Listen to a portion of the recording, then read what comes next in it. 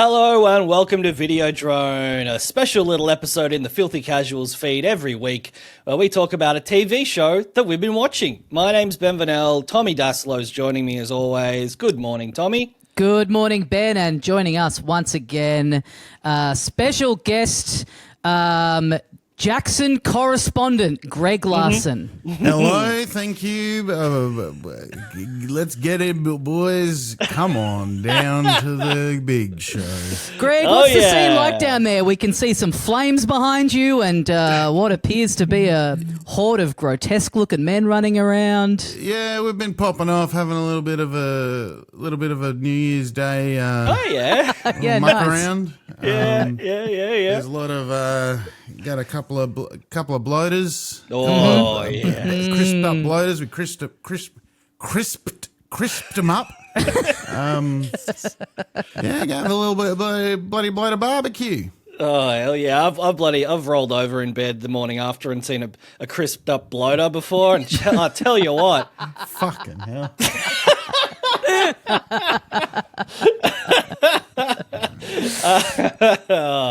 The boys. Geggy, fresh off a Best Show nomination at the Melbourne International Comedy Festival. Fucking great show, well deserved. But Nomination. They say it's nice to be nominated. No, it's not. Winning is all that matters. If you don't win, you're a fucking loser. Oh man, Anyway. I've never even been nominated.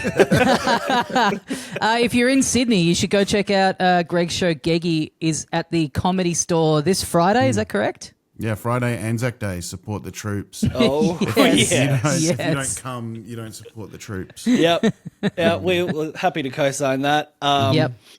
But fucking hell, man, it's so hard to talk about this show, given the multiple formats of media it's been in. But we were anticipating the event that happened at the end of this episode. Yep. Now everyone's seen it. Yep. Let's go in to season 2, episode 2, The Last of Us. We'll go spoiler free, except for what happens in the episode, and then we'll do a big, hefty spoiler chat like we did last week. And again, we open up with some characterization of Abby. We get a little dream sequence. You remember this? You remember this? You guys seen this? You heard about this? She's in a corridor somewhere, and there's alarms blaring, and a little second version of her is like, "Mate, don't go in there. Don't go behind the door." His brains are on the ground, and she goes in, and then wakes up. Again, lots of focus on Abby in the group. They say that the Jackson is like fucking. It's well defended. It is a serious city, and Owen is kind of like, "Hey, Abby, I've got a plan. Just take a minute to sort yourself out."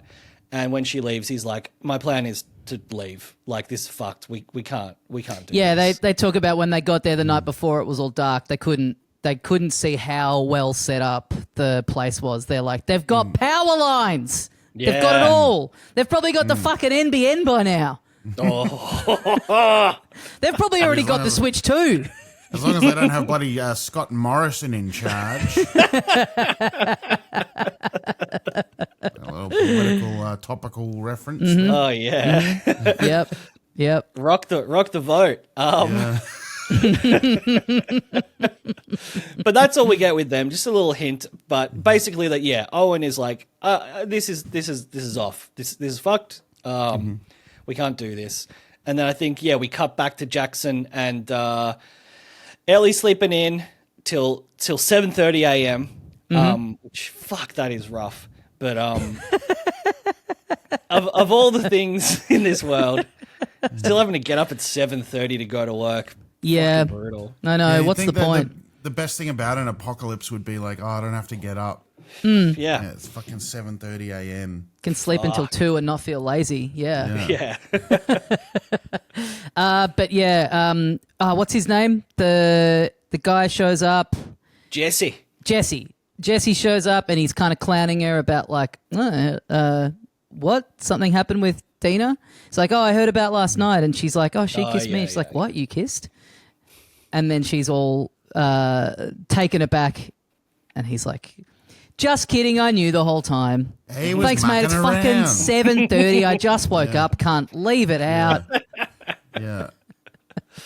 And then the little moment where we see Ellie say that she wants to go on patrol with Joel because he's like, we got to go on fucking patrol, and she's like, I want to go on patrol with Joel. She's like, and I think it's like a sort of double thing of like maybe she wants to start hashing it out with Joel. Yep. But also, like, when she said, I'll always be Joel, and like, I'll always be Ellie, he'll always be Joel, it's also like, you know, because, you know, they're saying it's could be dangerous, like, pragmatically as well. She's like, yeah, Joel is good at what he does. Like, Yeah, he's always and we protected are a me. good team. Yeah. And, Yep. you know, Yeah. like, so, like, I think she was like, you know, but he was gone. Yeah, he was fucking gone. He went off with Dina. And then, Tommy's doing a big, standing on the table, doing a big briefing. Because they don't know yet. Oh, they know a storm's coming, right? That's basically what they know. Storm's coming in. Sorry. Jesse had said they'd found, like, one of the patrols had found, like, a bunch of infected, buried, That's like, right. frozen in the snow, and they were concerned. Yeah, and that they wasn't it they've used them. They've used the dead as like a little blanket to keep themselves warm, and then they've kind of popped out of there, right? That's right. Yeah. It's like, 6 of them jumped out from underneath. Yeah, a bunch of frozen ones, and this sort of, like, I can't remember who says, but they're like, next time it could be 30, next time it could be 100. Like, you know, but that's not going to happen. That's fine. There's no way. That's like that's such a big number. 100. Yeah. Get out of here. Get the fuck out of here. But yeah, they have We don't the even big have the briefing. NBN yet, as if we're going to have 100 infected coming at us. Oh yeah. Also, they go up to the guy who was mean to them at the party. Oh yeah, they're getting their little. They're getting breakfast in the morning. He's the chef, Yep. and he's basically like, "Hey, I'm sorry, I was drunk," and she's like, "Yeah, I mean, I know what happens when you drink. You say some heinous shit that you've never thought in your whole life before." And he's like, "Yeah, I shouldn't have said it, and I definitely shouldn't have thunk it. As an olive branch, here's a sandwich that I made for you." Yes. Which is from the game. Yeah, I'd be keen. I'd be keen if every time someone wronged me, they gave me a sandwich. Yeah. Like if that was the thing. Like it's like you have to give sandwiches to people. Oh.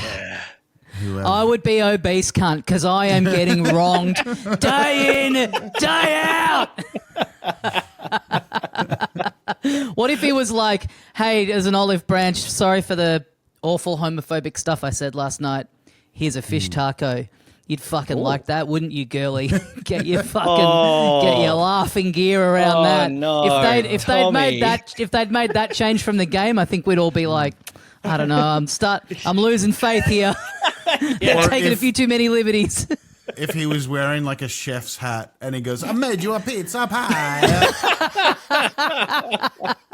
and then like a sort of like a weird circus music started playing, and then they all sang a song called Oh yeah. "There May Be Zombies, but we're having a pizza pie." Yeah, Yeah, I think like, that would have been like a stuff good like kind that. of that would have been a good like creative red herring to throw in, because if they'd have put that in there, I'd be starting to think about the Joel golf club thing at the end and thinking to myself like, I don't think they're going to handle this well. I don't think they're going to do it justice. Yeah. Honestly, if they'd done that, if they'd done a thing where they'd sung a song about pizza pie, I reckon I would have thought poorly of it. Yeah. Like I would have thought, you know what, this isn't that good a choice. I think I would have. Yeah. I think it's brave that they're making those choices not to do stuff like that. Exactly. Yeah, you have to Yeah, imagine it was up on the whiteboard at one point, but I agree with you, Greg. I don't know if I would have necessarily turned off the episode, because I mean, I'd budgeted the time to watch it, so I mean, I may as well commit to the next 45 minutes, but my finger would be hovering over the off button on the remote. It would be like, this is what I like genuinely, if I was like a billionaire, I would love to do like just to like be a horrible person. Yeah. I would love to I was going to say, it's unavoidable. buy the rights to something like The Last of Us. Make season 1, make it amazing. Make half of season 2 great. And then go, wait, there's aliens that have just come down from space, and then they start rapping. Yeah. And then the aliens rap. Yeah. And everyone's you're like, you right. fucking cunt. You're right. Why are billionaires? They're always like, they're all. It's inescapable that you'd be evil, right? Like that just seems to be something in your brain chemistry just alters. So that's unavoidable. Why has it always got to be pedophilia? Why can't it be like probably the closest thing we have to what you're describing is like that Martin Shkreli guy buying the Wu-Tang album and then just like sitting on it. You know, like that's kind of the closest thing we have to buying the rights to The Last of Us 2 and then completely fucking it up halfway through. But if you're listening, if you're a billionaire, if you're starting to get these evil impulses, maybe just do something creative like this. I just send the money our way. We've got a lot of ideas. We've got a lot of I got a ideas. fuck ton of ideas, dude. Yeah. I'm going to make people eat hair. Oh. Like, just run up to random people. We've talked about this before. You and I were walking past a hairdresser once where they just like had been done cleaning the place and they had a huge bag of hair out the front and you went, how much would it cost for you to eat that bag of hair? I don't know, I'm obsessed with the idea of making people eat hair. Like for money.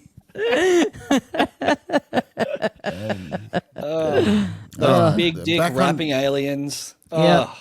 So they get the sandwiches. They're off on their patrol. Yes. Storm hits. Oh yeah. And they shelter in the weed house. Yeah. Ellie and Jesse. Tommy's told everyone to come back, but yeah, Ellie and Jesse, they're getting rough radio reception, and we know Joel and Dina are also out on patrol. They don't hear anything, but everyone else has gone back, and it's like, if shit goes down, we go high, the civilians go low. We've got a plan. Everything's going to be okay. But Jesse and Ellie are in Eugene's spot, and we get that bit of backstory of who Eugene was, because last week we heard about Gail, not being able to forgive Joel for doing what he did. Again, they don't spell it out, but I assume that Eugene got bit and turned, and Joel had to put him down. That's what I took from this. Yeah. I reckon that's maybe it. But they also reference him being a Vietnam vet and stuff, and I thought maybe he went a bit crazy or something. Yeah.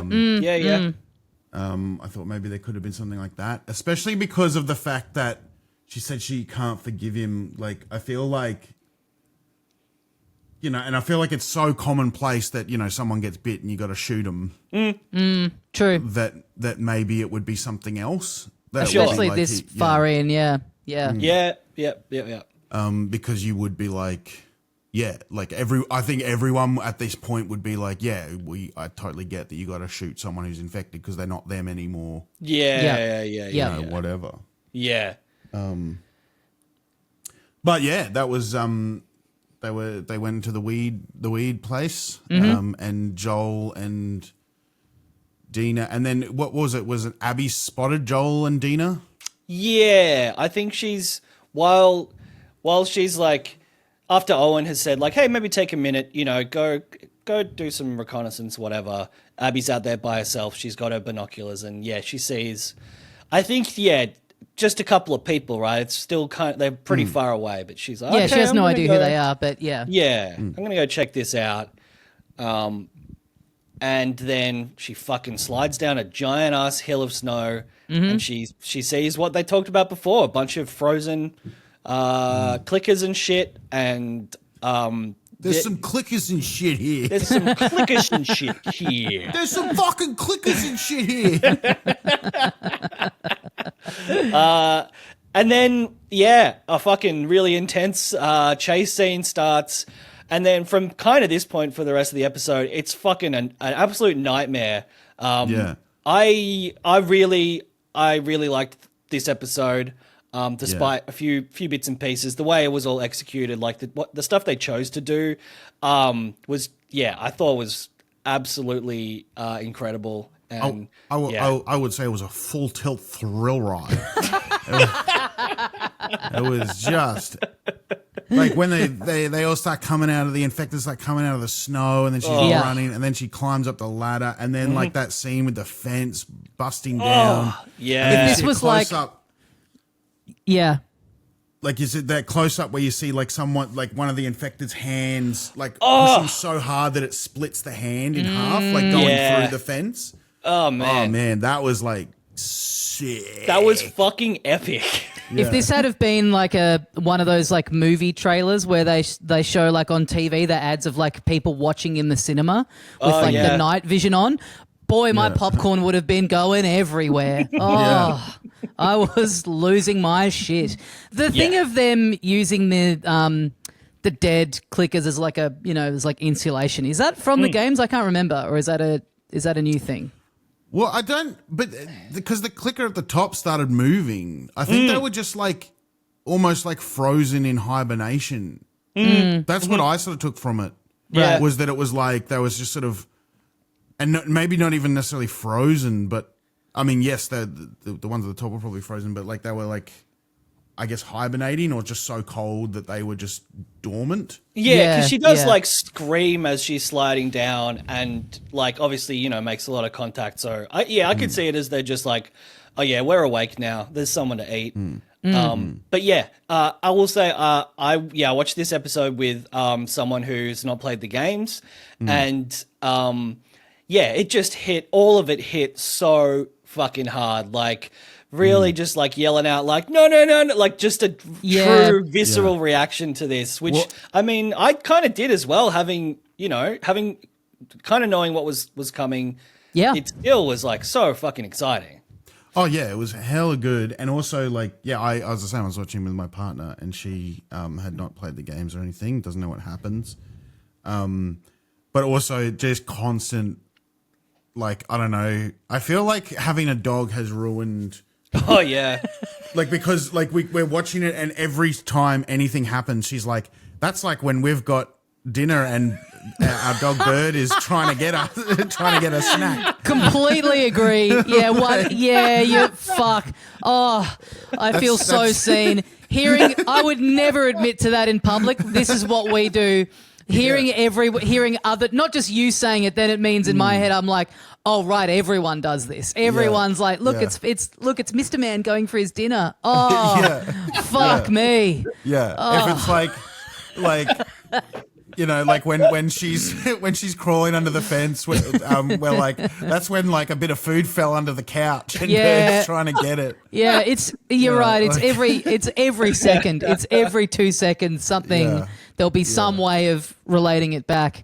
Yeah. Oh fuck. Yeah, boy, you really have to be like.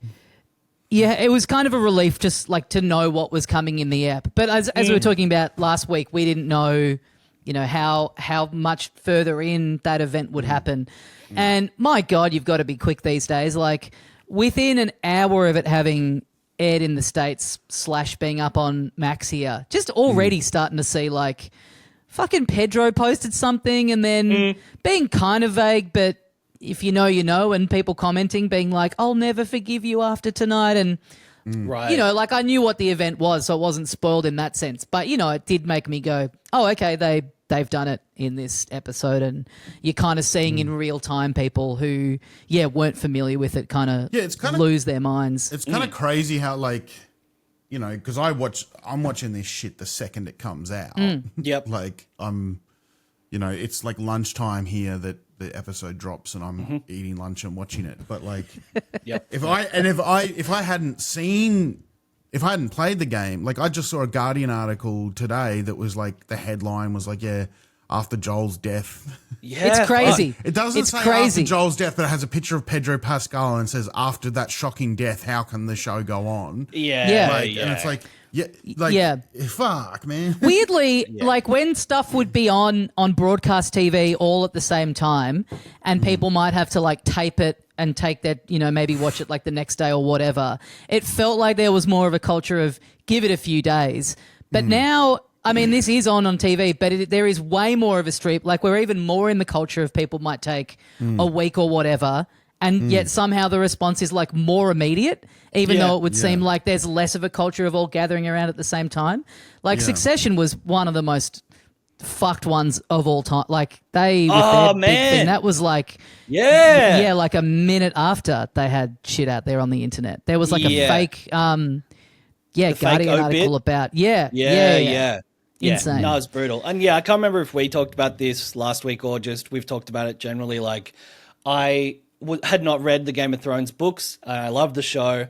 And the day that the Red Wedding episode was going to air, like, again, like midday, someone posts like Red Wedding. Oh my God, they actually did it. And like, I didn't even know what a Red Wedding was coming up, and it just completely fucked the whole experience for me. So yeah, it's annoying. People, You gotta fucking get in early. you gotta get in. You got to do the Geggy lunchtime special. That's the truth. Yeah. Yeah, But- Abby gets. Sorry, I got a fucking cold. Firing up to make a red hot point. But Abby gets away from the things, and then Joel from the infected, and Joel shoots one of them in the head, point blank. Yeah. Saves her. Oh yeah. Saves her, and surely now she can go. All right, the slate is clean. We're even. I think she's Even still. Steven. Well, she still doesn't know who he is, right? She's No, like, she doesn't. So She she's doesn't like, know hey, who he is at that this cunt might be one of the best people I've ever met. Yeah. And then love it. a minute later, she hears Dina be like, Joel, get down here. And she's like, whoa, what? What are the odds of there being two people in this world with this name? Yeah. There's a comedy rap. I want a pizza pie and I want to kill Joel. What the fuck? I'm gonna get you, bitch. But then, like, while all this is happening, because so they get into the thing, she realizes very quickly she's unarmed. Joel has a big gun. There's infected. There's nothing she can do other than go with him. But also, like, that's kind of good because she's not letting him out of her sight. And the infected start chasing them, but then they wheel around and they go, "Fuck off! We don't care about you no more." Yeah. Yeah. And Oh, this is because a big- they're trying to work out where they can go, Yeah. and and they're like, well, we can't. We're going to make it to Jackson, etc., etc. And she's like, we've been in this lodge. Yeah. Why don't we go up there? It'll be This safe. little lodge. Have Yeah. a little It's a stay fun in lodge. Yeah. There's golf clubs there for some weird reason. We can play mini golf. We're nowhere near a golf course or anything, but there's just a set of clubs there.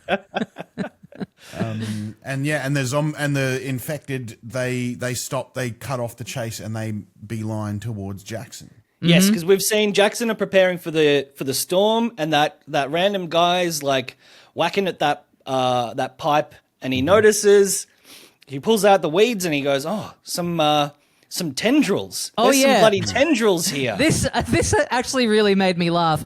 The way that when he like chops into the weeds, when he thinks they're just weeds before he sees that stuff, the fury, the look of anger that he has on his face to just chop what he thinks are just like run-of-the-mill weeds. Like he's like he's so determined and angry before he even knows what's going on. He's like, fucking weeds. And then he's almost like dialed back when he realizes that they're like infected.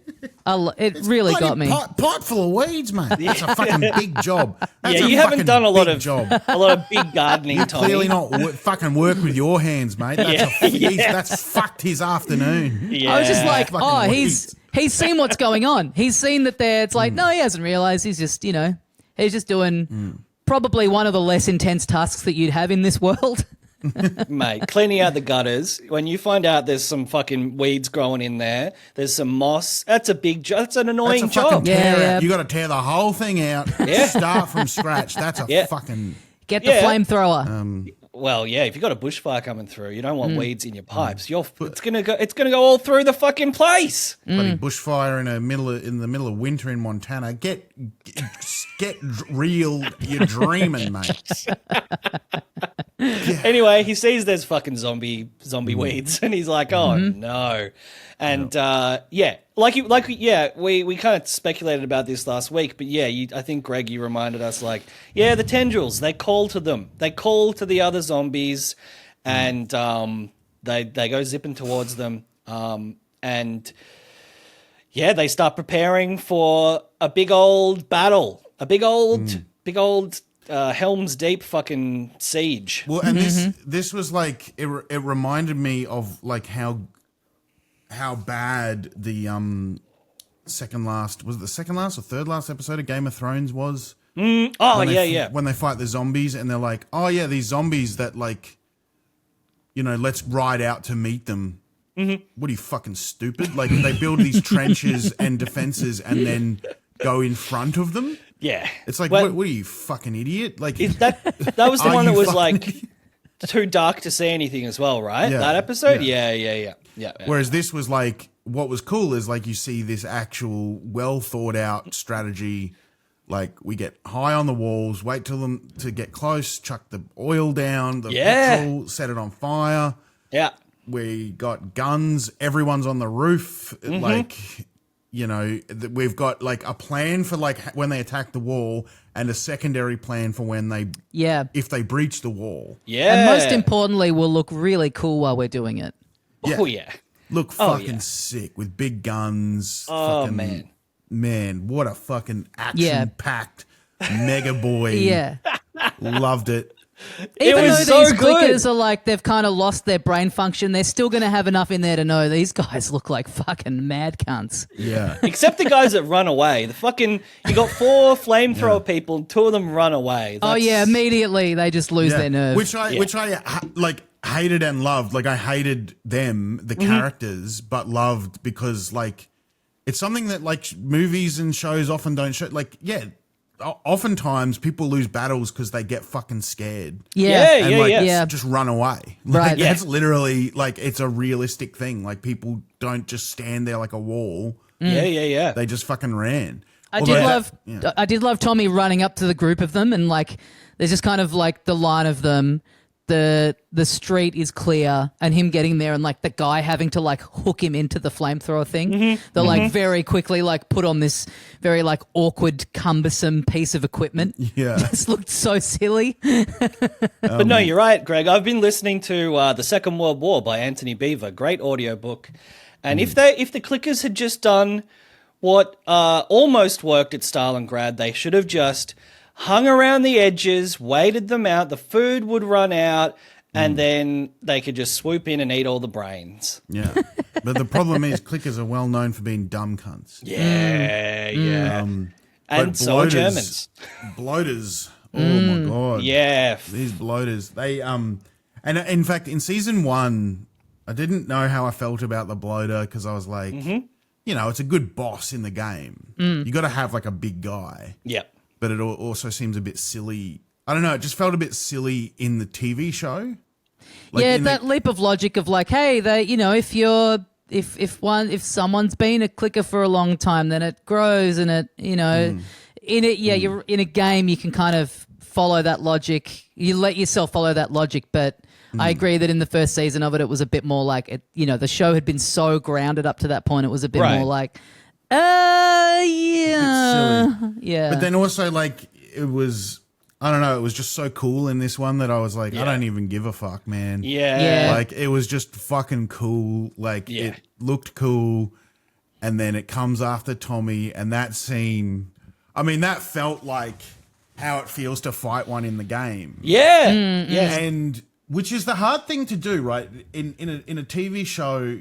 I mean, and what I like about this show so far is like a lot of their action sequences are like well shot and well paced so that you feel the tension. Like it's so easy to just make things look cool without actually feeling any kind of tension. But they, like that scene where he was cornered and firing the flamethrower while it's still coming at him and knowing that he, like, this is it. Like, it was so tense.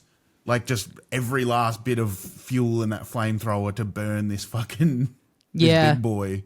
Yeah. And we're sitting there going, and that's like when we've had dinner and we've given Bird his treat and he wants another one and we're like, you can't, and we're just trying to calm him down. And finally he just forgets and goes to sleep. Yeah. It did feel very video gamey constantly bringing up the little gauge of how much was left in the flamethrower. That was a little detail where I was like, I think I'd get this without seeing the gauge that he's kind of slowly running out. I think that would track, but whatever.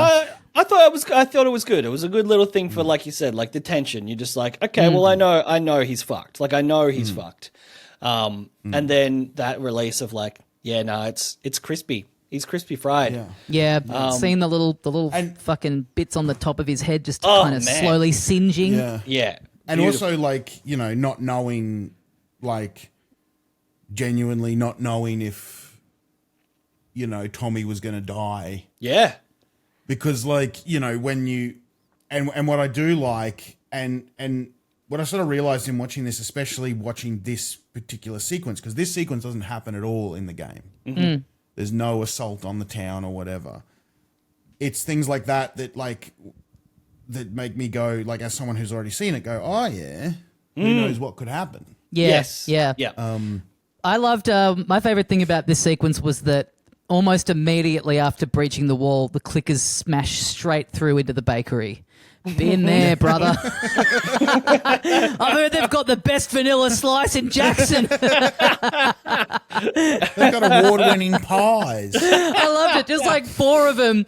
The first bit they get to, they just all throw themselves through the window of the bakery. Nice croissant. Yeah. They want a croissant. Yep. And while this is happening, Joel sees this all happening from afar. He's on the horse. Yep. And he says, we got to go down there. And Abby says, we're so close. We've got guys up there with guns. Yeah.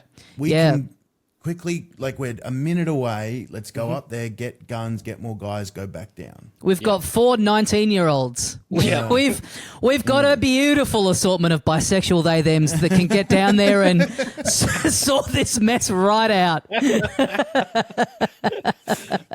at the same time, or roughly the same time, Ellie and Jesse have been like, well, we've heard all the shit on the radio. We know that Joel and Ellie are still out there. Let's go look for them. And as always happens at the worst possible moment in a situation like this, they split up. They go their separate ways, and who knows what's going to happen with them? Which one of them is going to stumble across the people in the lodge? But there's the big battle's still continuing, and shit's looking bad. They've breached the main street. Like people, like they're doing the stuff. Like I said, like Helm's Deep. Like the kids in the basement, seeing them getting like banged down. It's all pretty fucked. And like you said, we don't have any knowledge of what's going to go down with this stuff. Anything could happen. Everyone could get fucking killed. Super tense. And then back up to the lodge where. When it did cut to the basement, there were a couple of kids, and I was like, you could pull a trigger. Like, what are you doing? Like, fucking come on. You're old enough. You could lift that. You could lift that cannon and pull a trigger. Get up there, you little shit. If this was the world like tomorrow, you'd be like, okay. But in this world, it's like, we've been living like this for, what is it at this point, like 25 years or something? Yeah. Is that right? It's this is the world now. You're having to deal with the most horrific shit from the age of about 7, I'd assume. And so this is where like Maria's up on the roof, and it's just, I mean, they are fucked. Like at this point, if I'm someone in that town, I'm like, I'm just ending it. I'm out. I'm seeing the writing on the wall. Wow, you're just pulling the trigger before the battle's over. I'm not waiting to get bit. Look how many of them there are. Yeah. Well, I'm not a coward, so I would have kept fighting. Yeah, I would have fought on. I would have fought to protect the children. Yeah, I'm saying I would have been doing that last episode, just like at the dance. Oh, okay. Fuck this dance. Fuck this music. I did love, like you said before, Greg, the fucking barrels and the oil. Like, one of those ones where I'm like, oh, yeah, I wouldn't have thought of that. That's sick. I love this. I love this little bit of, little bit of business. But, yeah, you're right. Maria's up there. Maria. And I think, does she meet up with Tommy? Or I don't know. They're just fucking shooting people in the head. Yeah, he gets up there, I think. Doesn't he? Yeah, anyway. I think so. But yeah, Joel, Dina, and Abby, they rock up at the lodge. They go in. Dina's fucked. She's got frostbite. The doctor woman's helping her out. Mm-hmm. Dina notices there's a little patch on one of their backpacks that has WLF and a wolf's head on it. She's like, wolf. I guess I might remember that. And then, yeah, Joel's like, he's like on the radio. He's like, we're going to get down there, grab those guns. And then you can see properly from up there how the town's like basically on fire. Yeah. And then, yeah, everyone's kind of taking a step back and they've got their guns out and they're like, hey, Joel, don't fucking move, dude. You're under arrest. Yep. Yeah. I'm the captain now. And then it's all fucking downhill for Joel. Yeah. He's like, you got to let me go. I can see smoke from Jackson. They've just elected the new pope. I got to get down there, be part of the celebrating. The Pope. The Pope couldn't handle what happened next. He got to see it. He was watching, and he couldn't go on. How can they continue the show when they've killed the main character? Yeah, he only got to see the beginning of the cycle of violence. He didn't get to see it perpetuated. Yeah. He was like, I don't want to live in a world with this woke nonsense. Yeah. Where the white man gets killed. No more Zaddy Pedro. I'm out. Yeah. Sayonara. Free Gaza. Free Joel. Peace out.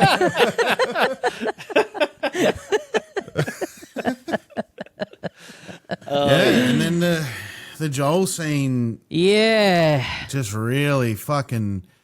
It was like a big speech, and then when he's like, just fucking do it. He doesn't try and defend himself. Like, and there's that look in his eyes where it's like, he knows they're going to kill him, and at first he's not even sure who they are. Yeah. Because we also know from snippets of like season 1's backstory and stuff, Joel's done a lot of bad shit. Oh yeah. I mean, like when he came to the town, Maria does not like him. Because she knows what he's done in the past. Like, she knows what she's dragged Tommy into. Yeah. And so for Joel at this moment, it's like, fuck, this could be one of like, I don't know, 50 different people, like groups that fucking want to kill me. Yeah. So she shoots him in the leg, and then she's just toying with him for ages, giving him the business. Yeah. I was really, I don't know about you guys, I was trying to put myself in the mindset of like, if I did not know what was coming, what would my read on this scene be? I mean, I think if this had have been a show 15 years ago, I would have been thinking, well, there's no way they're going to off him. And I probably would have been right. But, you know, there's been enough things along the line now, like your Breaking Bads and stuff, where they will just, and Game of Thrones, obviously, where they'll just off people like quite early on or kind of out of nowhere, where, I was trying to put myself in the position of reading the scene and being like, you know, how would I be feeling about this? Like, what would I be thinking was coming next? And I think I still would have been thinking that they're going to, you know, I would have been like, he's like the main guy. Like, he's going to... Yeah, I mean, my insight is from my partner who was watching it, who was like, you know, and as Abby's beating Joel with the golf club, she's like, that's when we don't give Bird. You know, that's Bird when he doesn't get, whatever. Please keep this up. Please keep this up for every other episode. This is the only insight I want from you from here on out. I want full notes about the Bird discourse every week. What Bird is my dog, by the way, in case any listeners are confused. But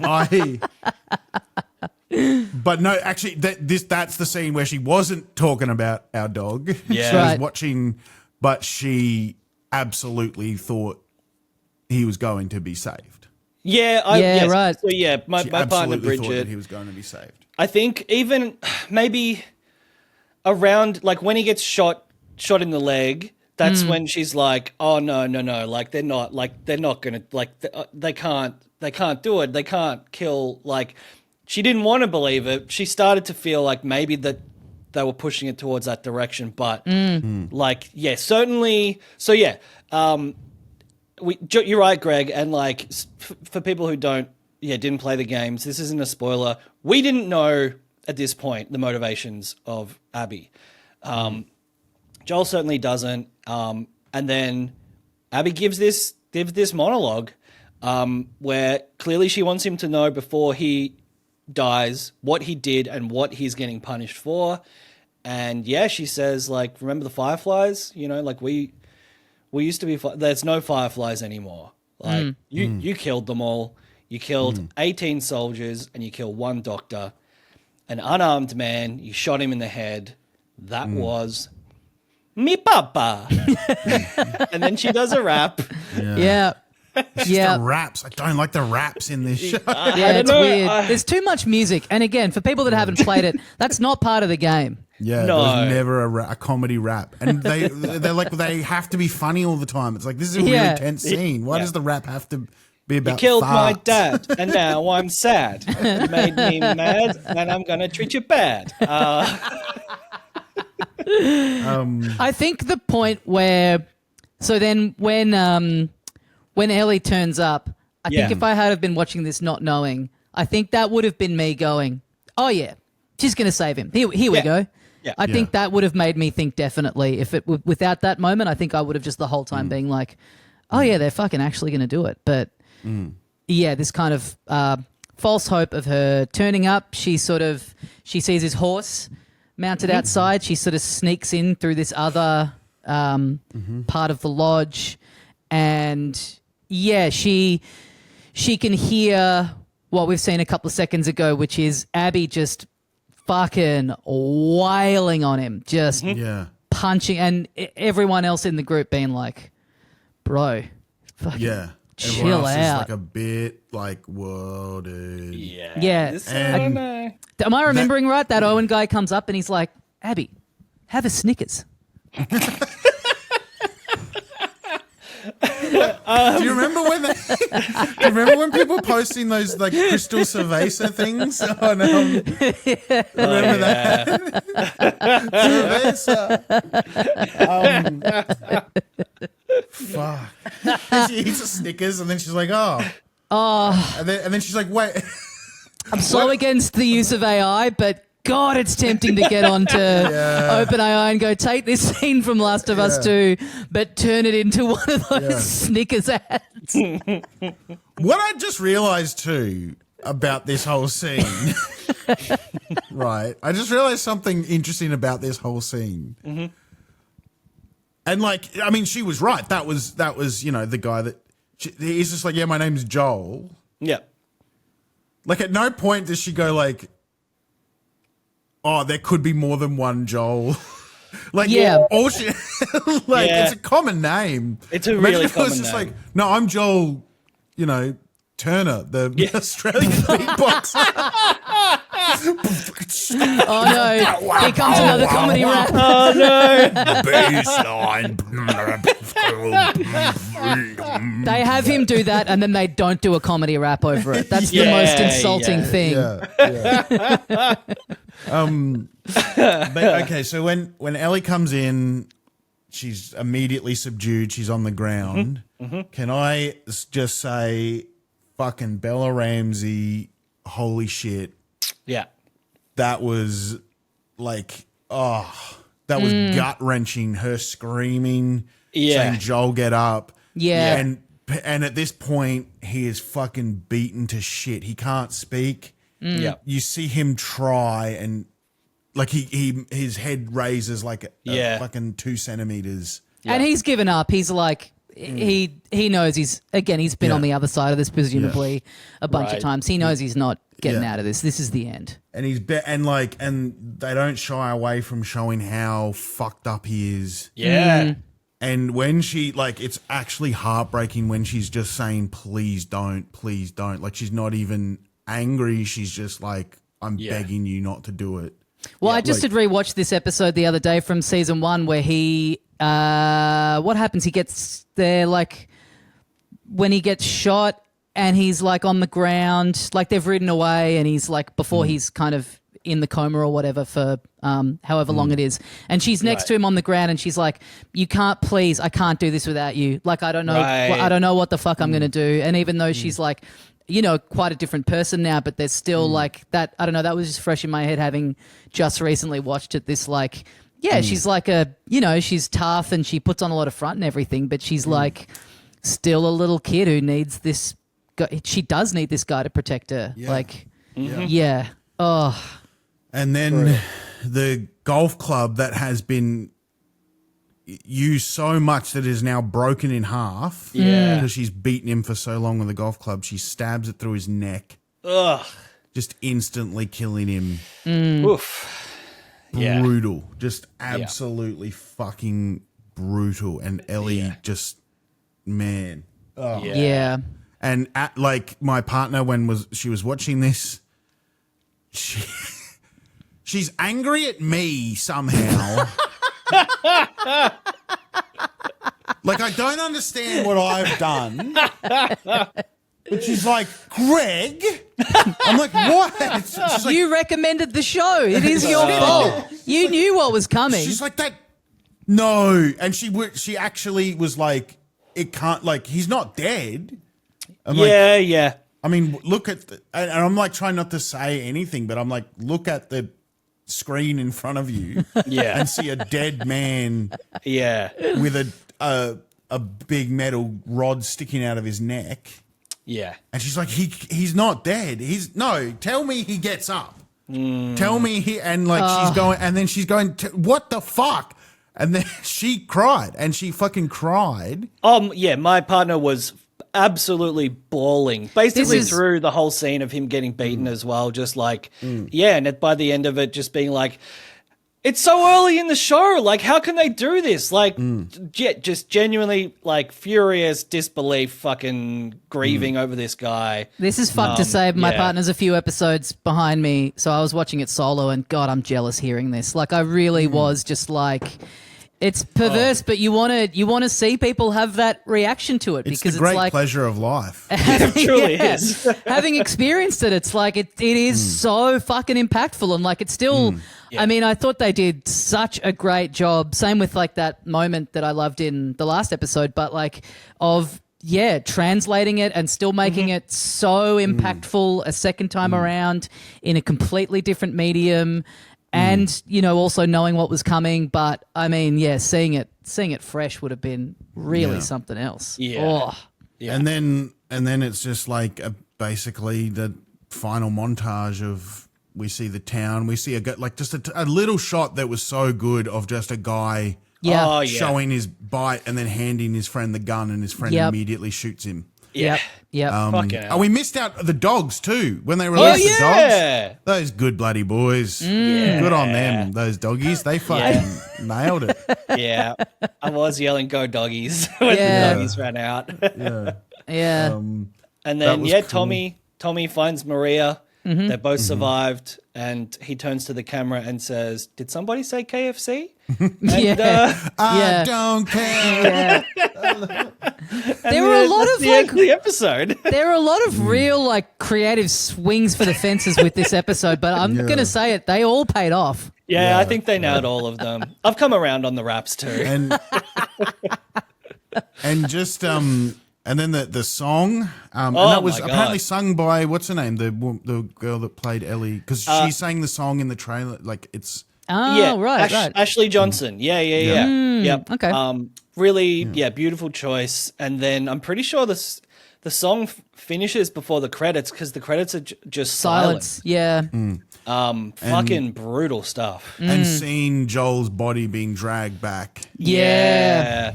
In the in the snow. Yeah. And Ellie can barely comprehend what's going on. Like you can tell that she's like unable to function. Yeah. Like she couldn't ride her own horse, kind of thing. Like she is fucked. She's fucked. Just man, it like as you say, Greg, like amazing stuff from Bella Ramsey. Caitlin also amazing, but like it's kind of similar to in the game. Like Joel doesn't get some final monologue. He doesn't get. Basically his last line of dialogue is just fucking hurry up and do it. There's no there's no pleading. There's no like So, I mean, obviously, like, Pedro is amazing, and, like, the bit that he's doing in this is still, you know, not to downplay it, but, like, it's such a, like, as a way to go out as a character, like, or as an actor, sorry, you don't get that final moment of, like, here's one last one down the barrel where I really get to send it off to the fans. It's just like, you're out. Like, man, it's fucking... And that's the thing, like, sorry, what's the actor's name that plays Abby?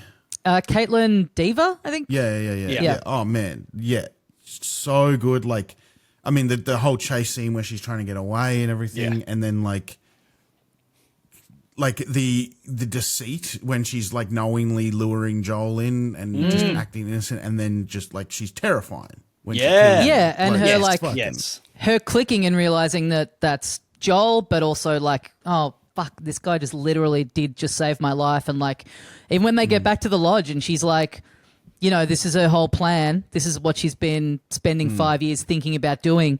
But she is also, she's just coming out of the cold and she's fucked, and she needs to like get warmed up and get the blanket on her and everything. Like, like she is just still like, you know, quite young. Like she needs that help and that assistance before she can, you know, flick the switch and turn into this, you know, monster essentially. Yeah, which she really does. Like I was a little, I think we're all a little concerned at how much time they've given Abby in the show thus far compared to sort of what we knew in the game. And they did humanize her a lot. And I think her explaining her motivation, I think maybe, you've got to humanize that character to an extent, but then fuck, she absolutely flips and is chilling and like just has, you can feel a fucking like fire burning behind her eyes, you know, when she's directing all of that hatred towards Joel. It is, such a great performance. Even like she's got a lot of exposition to deliver as well, but it is, it's so effectively done. I think she's my favorite performance of the show so far. It's just some amazing stuff, but, that's the end of the episode. Yeah. Good ass shit. Yeah. So we're going to do a chat a bit more now about what we know about what potentially happens in the future of the show from having played the video game. So if you haven't played the game and you want to not be spoiled for the rest of the show, duck out now. Thank you for joining us. Yeah. Go and see Greg in Sydney this Friday for the troops. And we'll see you next time. Greg, have you got the soundboard ready to give us our clear delineation here? Spoiler coming. I'm trying to find the right. You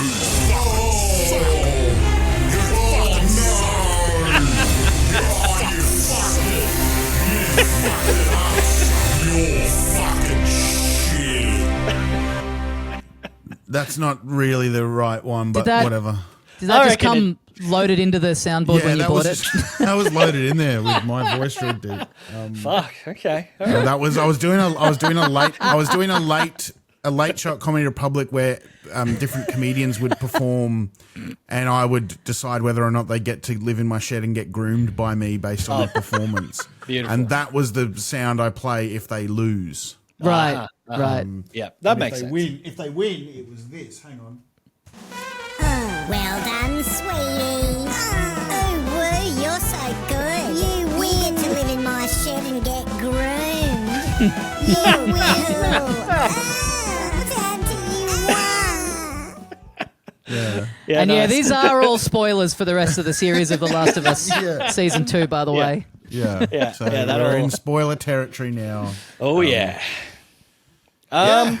all right. So, fuck. What do we reckon? I mean, we were all a little, we had some queries over how everything was going to play out. The introduction of Abby, yeah. So I last week I believe I said something to the effect of I wish Joel had been killed in episode 1. Yep. Because of, you know, like how quick it sort of happened in the game and how quickly I felt it needed to happen. When Joel was killed in this episode, I remember genuinely thinking, oh, maybe they should have just changed it so he doesn't get killed. I hate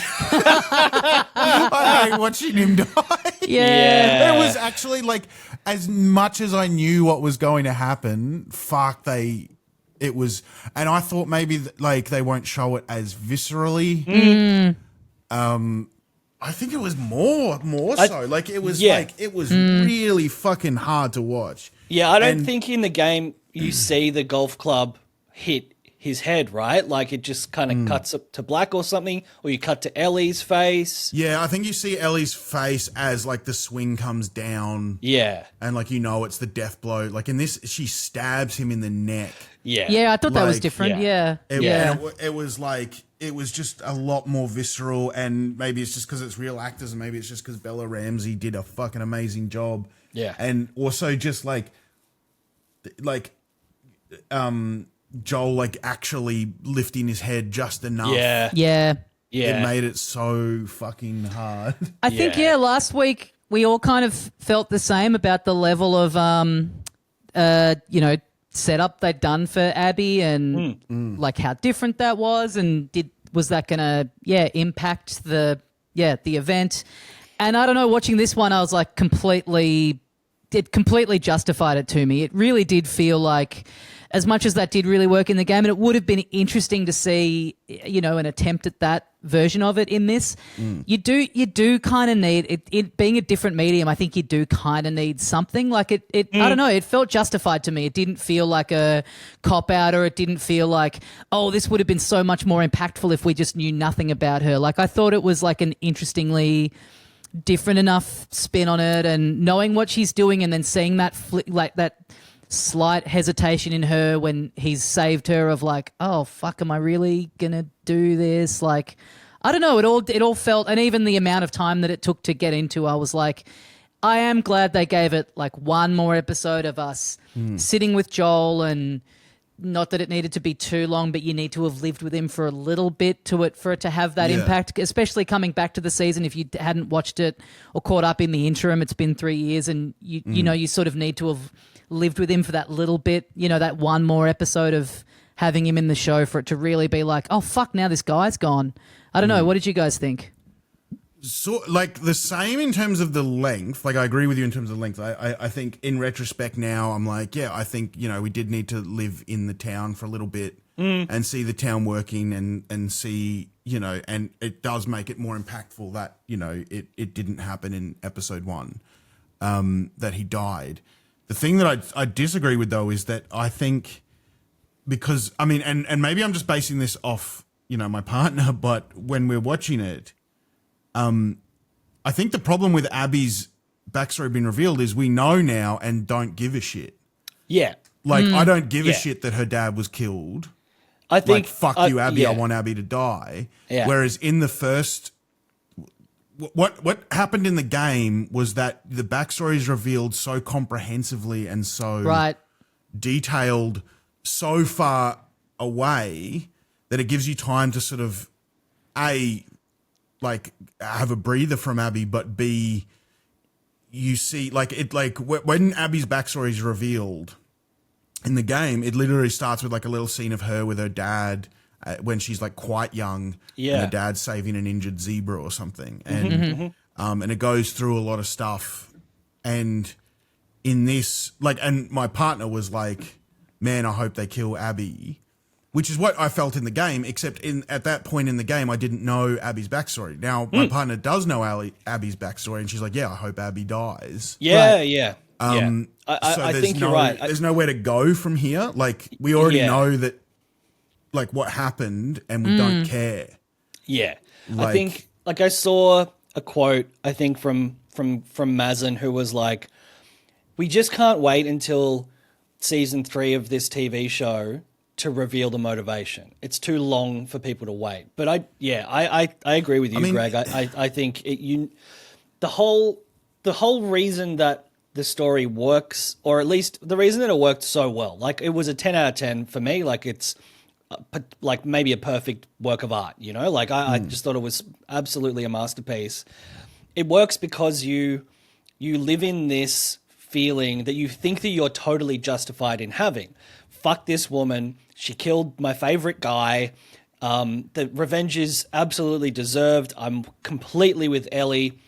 Violence is the one thing that will even the score. And you are doing that for half of the story. And the genius of it was actually, wait a minute, not only do you have to empathize with this person's reasons for killing this guy, you have to be them and you have to live in their shoes and you have to come to terms with that. And that's just not going to be an aspect of the show anymore. Like playing as her is something that you just can't do. So I thought that maybe you would just have to lean heavier on the reveal and portraying Abby, you know, on a more granular level, and you really get to understand her. But now, like you say, and I've seen a lot of people online saying this, like, yeah, I just watched the show, I never played the games, and fuck Abby, I don't give a shit about that. She killed Joel, I love Joel. Yes, I understand what she was saying, and I understand her motivations, but I don't care, because Joel was the guy that I liked, and he was the main character of the show, and fuck her, and I hope she dies. But then, I mean, there's your dog barking in the background, Tommy, was like when a bloater's trying to get into the... Yeah, Yep. yeah, he does. And he's grumbling and growling. Yeah. I think when he pictures himself, he pictures a big bloater walking around, Yeah. just... But, you know, having said all that, there is, what's his name? Craig Mesm.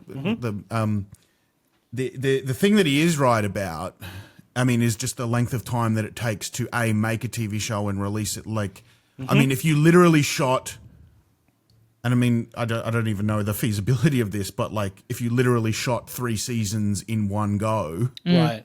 and dropped them all at once, like it is like, I mean, in the game, realistically, in real time, if you're, you know, an epic hardcore gamer, like Guilty. me, you're, you know, maybe you're taking like a week to play the game or 2 weeks. If you're like a more casual gamer, maybe it's a month. But like, you're seeing the entire story that we're about to see unfold over the next 3 years of our lives. Right. And also, I think what is definitely going to happen is, I do trust that the way they do it will be good, because I mean, so we also know, you know, and obviously we're in spoiler territory for the game people, so we know what Abby does, you know, with the Seraphites and all the rest of it. And I remember seeing, and only just recently, also, because I purposely avoided any trailers or anything for this. But then I did see some kind of teaser package somewhere, I don't know where. And I think they're chucking them at the start of the episodes, which is really annoying. yeah, actually, Yeah. that is really fucking annoying. Yeah. But you absolutely see the Seraphites are one of those little scythes that they have. Yep. So like, we like, definitely they are in this season. This season, yeah. Yeah, yeah. So like, I mean, regardless of whether or not it'll have to be, to empathize with Abby, they're going to need to be less of the backstory and more of the redemption of saving, you know, this kid. Yeah, yeah. And yeah, and I think what logically will happen is they will play, you know, the first and the second half of the game that was split into 2, like that, like overlapping. I think so. And Yeah. cut between Ellie killing people in Seattle and Abby dealing with the Seraphites, and then maybe like maybe the climax of season 1 will be that moment in the movie theater. Yeah. Where both those storylines intersect. Yeah. And, you know, or maybe, you know, who knows how, like, because they only got 5 more episodes, so I don't know what. Yeah, fuck. good point. Yeah, I think yeah. I agree with what you're saying about the justifying Abby and everything. I think I'm interested to see how they do that, because like, I'm sure they've in making this decision to reveal this stuff about her at this point, I'm sure they've thought about it. I'm sure there was a version up on the whiteboard where they're like, oh, we have to follow that structure. So it's an interesting challenge, and it I think if they can, like how they've been doing everything so far, I've been really into that. Yeah, that's true. I've got faith that they've got an interesting way lined up of trying to do that without just going like, she's just a fucking villain in this one and there's no depth to her. And I think as well, like, I think I do, whilst at the same time I can say, like, you know, the showing the backstory was a criticism, I don't even know if I necessarily think it's a criticism anymore, because like it's what I'm really trying to do as well is like go, all right, the game exists and this is the show. And it's so hard because like it's like anything, you want to see the things that you loved in the game, but at the same time, like I mean, when you see something like the assault on Jackson, I was like, that's fucking cool, and it was unexpected, and I like seeing things that are cool and unexpected, and also trust, like, you know, I could say and. Like it's a fault, right? I could make the criticism, and I pretty much just did, but like that it's a fault that we absolutely hate Abby now. We know her backstory and we absolutely hate her, but at the same time, is it like just accept that? Yes, I and my partner who was watching fucking hate Abby and don't care and want her to die, and that the writers in episode 3 and 4 and 5 will address that in a new or different way. I think they have to, right? I think that has to be their plan at least. And I think I agree. I think that having only seen last week's episode and just being so confident that the way I've seen the story portrayed before is the only way that it can work and be as good as it was. I like you said, Greg, like adding in that battle, that assault on Jackson, was brilliant. Like it was so well executed. It was exciting. It was tense, and it was something that I wasn't expecting. If they can do that with the way that they approach the story, then I'm going to have a great time watching this show. And I think that we might feel a bit, you know, it's a bit of a shame that people who are just watching the show aren't going to get to have that insane sort of reversal that we had playing the game. They still might see an incredibly good show that justifies itself. So yeah, absolutely. And I mean, and the other thing is too, like in playing the game as well. I mean, a lot of fucking gamers, and I want to go on about this for a second in a minute, but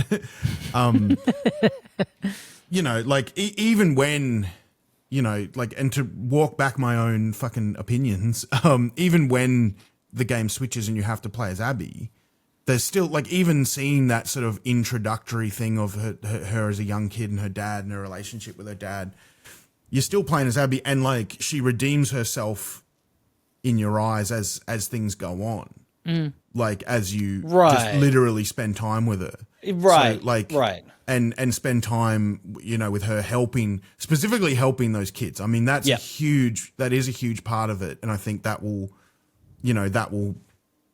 matter in this version just as much as it, you know, and I think, you know, we already know that does happen to some extent because we've seen little snippets. Yep.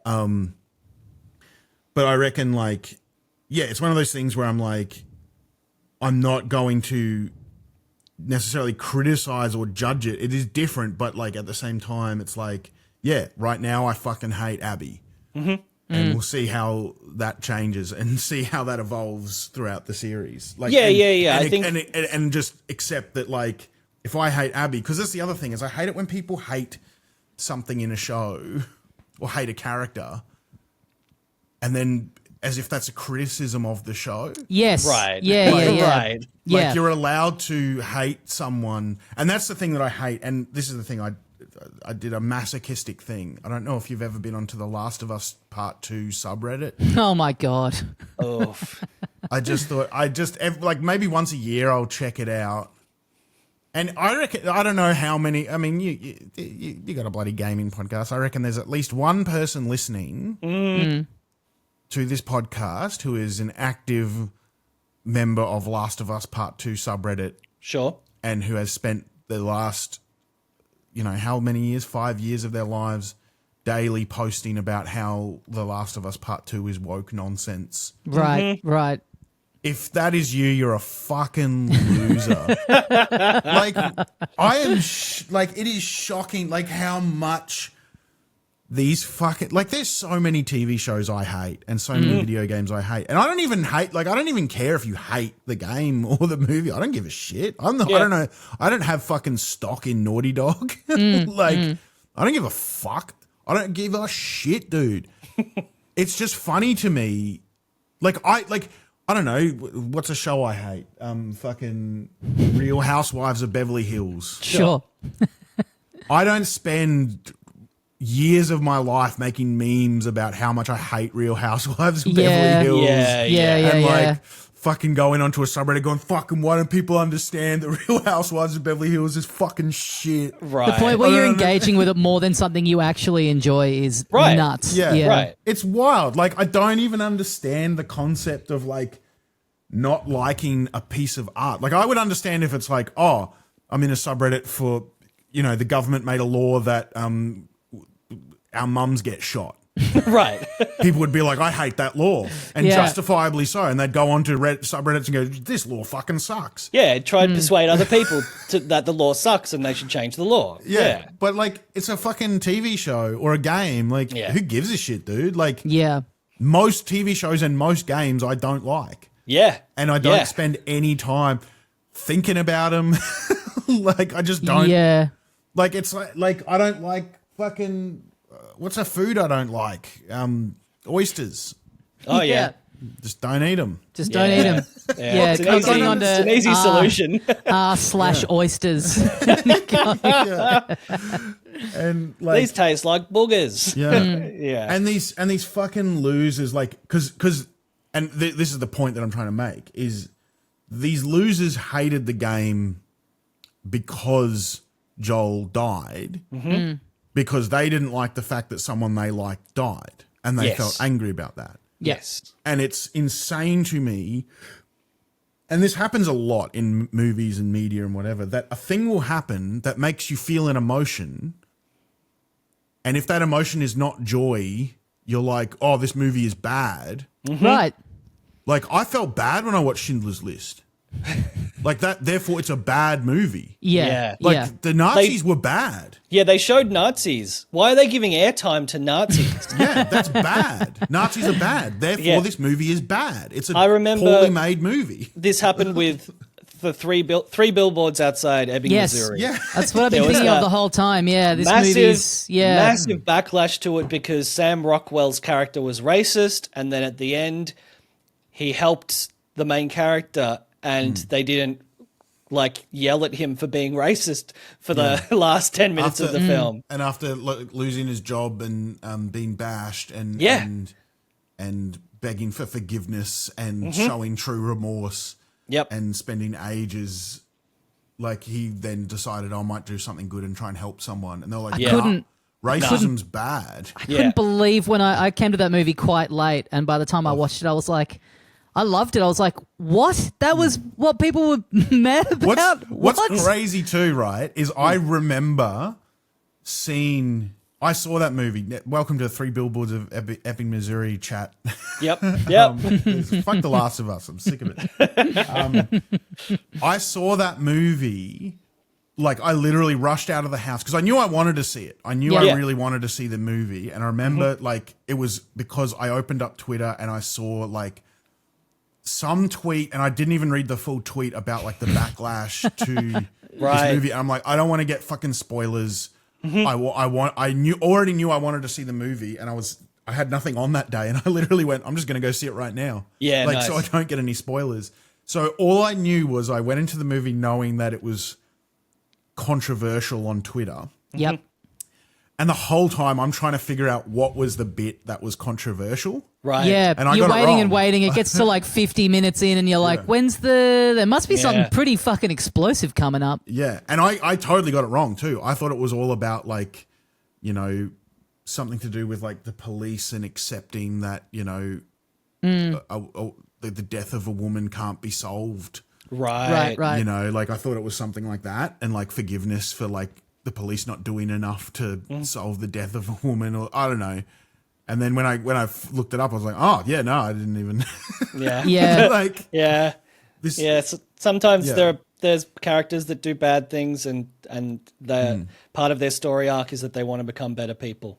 Yeah. But no, you're right, Greg. It's like people getting the whole, like, backlash at the time to the Joel thing in the game is like, it's frustrating with those people because they're kind of like half right. Like they're on their way to having the right. You're meant to feel bad. It's meant to you're meant to be angry. You're meant to be shitty about this happening. It's a fucking bad thing that happened. So it's like you're already there. You're like on your way to having like the right view on it and it having the effect that it's meant to have on you as a viewer.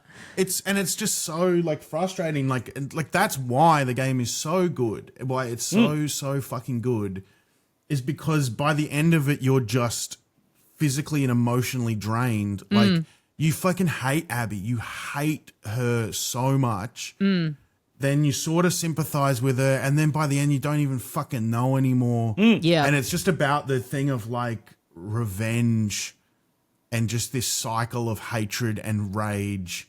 And like Ellie losing everything because she couldn't let it go. Yeah. Right. And like, it was just fucking one of the best stories. Like, and that's the thing. It's just one of the best stories I've ever seen. I've played the game like 3 times just to like watch the story again. You know what I mean? Like, it's like, and it's so crazy that people would be like, yeah, a bad thing happened, therefore not.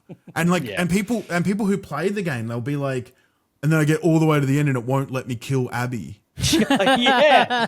It's like, what are you, fucking stupid? Yeah. Like, oh.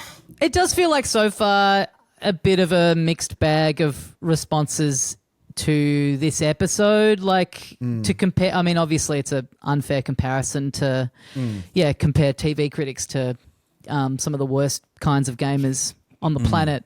But yeah, I've seen. I think it's fair sometimes.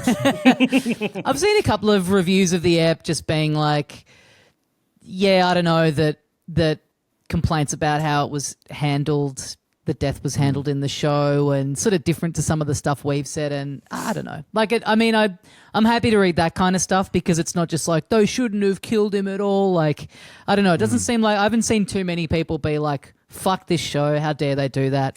Yeah. And maybe that just speaks to like in the medium of TV, we're just, I mean, that's a thing like that in a game, like having a sequel and then killing the person that you assume you're going to be playing as for the entire game within the first like whatever half hour or whenever it happens in the game.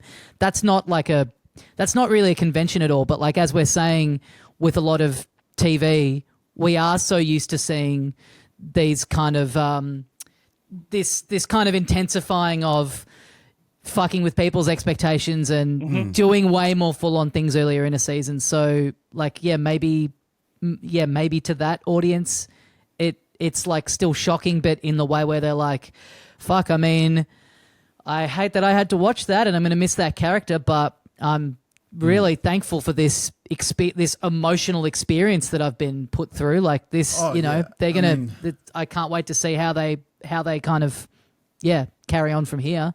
Well, yeah, I've seen like the few reviews I've read that have been, non-gamer based reviews, like people, reviewers who are not familiar with the game are just like asking I guess the earnest question without being angry, which is like how can the show be good without Pedro and Joel? Right. But not in an accusatory way, more like I'm interested to see. Like right. I want to see. I mean, every show where I've liked a character, even if they've been an evil character, but I've liked their presence in the show where they get taken out, there's always a moment where you're like, oh, what? I mean, this dynamic is such a big part of it. Like they totally, they got what was coming to them, and I think they've handled it well. But do I want to watch?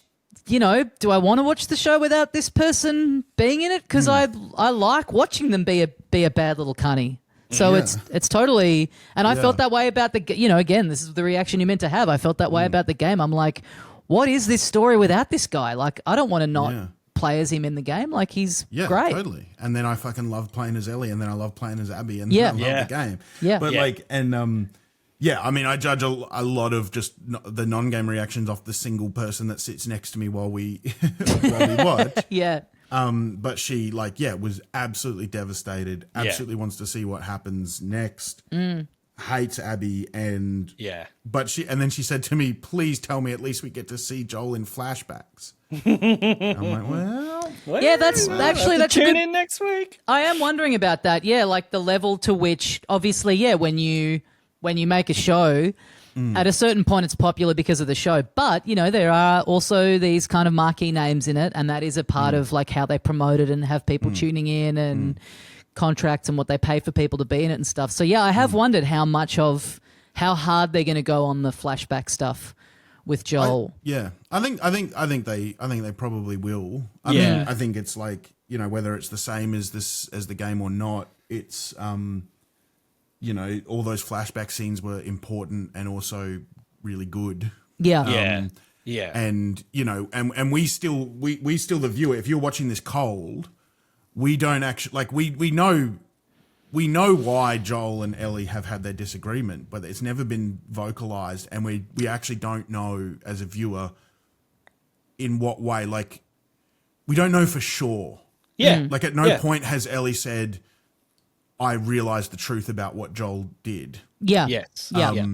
And that was in the game revealed in flashback, and that surely has to be revealed at some point. Yeah. Like, Yeah, of course, yeah, yeah. their rift.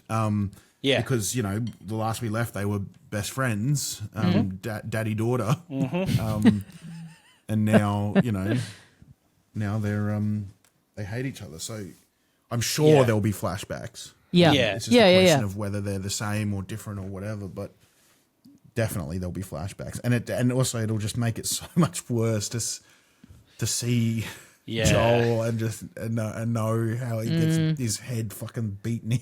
Oh, That scene was so... God. And that's the thing. I rewatched. That was the thing I was really nervous about. Is just like how in the game, like the acting and the voice. I mean, just the acting and the motion capture and everything. It was so like Ellie's in the game. Ellie, the performance was so good in that scene. Like, it was so tough to watch in the game. And I was like, man, that's big shoes to fill for Bella to do that. And she absolutely fucking nailed it. So Yeah. it was so heartbreaking. But and also and one big difference from the game in this episode was what's his name? What's the fucking guy's name? Jesse? Jesse and Ellie in the weed shop, and not Dina and Ellie. Yes. Where they had their whole romantic. That was like a really big thing, and they excluded that. Yeah, that was like the escalation of like from the kiss at the dance to that was like the next step. Yeah, which there's so much that they got to fit into this show. Like, it's fucking tough. Like, Yeah, I keep forgetting that it's only 7 eps. Like, saying there's only 5 left is like, that's barely any. Like, yeah. But I think about like how. Yeah, I just sort of go back and think about like how like when you're playing the game, like how much of it is like, you know, hours of replaying this one section because you want to like save your ammunition and you know what I mean? Like, I'm trying to like cast my mind to how long if you just took all the cutscenes. Yeah. And I guess, you know, they got the first game into one season of the show, so true. Yeah. If they've split the game up into 2 seasons, then I guess you're right. Like there is a limited amount of like cinematic stuff, storytelling stuff to get in, but man, I'm really, really excited to watch the rest of this season. I'm very, very curious to see how they pace it all out. But man, they fucking nailed the casting, and I think that was just so key. And super excited to see how it plays out. I guess that'll do us for this week. Yeah, good ass episode, good shit. Please do, you can still email us and DM us. We got an email that was very quick, like emailed back after the episode aired and was like, oh, that just made my whole email completely moot. But please feel free to get in touch. We will, we'll read your messages and yeah, curious to see what everyone else is thinking about it, especially if, like you and like Greg and I, you have been watching with someone who doesn't know what's coming. But yeah, and let us know what your dog would have done in all these Yeah. scenarios as well. Oh, man, yeah, look yeah, forward yeah. to more episodes where I talk about different things. I mean, it's going to get so boring because every single one is going to be, that's my dog when he wants a treat. Yeah. That's my dog when he wants dinner. What it all boils down to. Yeah. Maybe there'll be, that's my dog when he wants to get up on the couch. okay. You know. All right. Keep listening for that, folks. Yeah. Well, thanks everyone. Thank you, Greg, for joining us. Thanks, and Greg. we'll see you next time. Bye. Bye.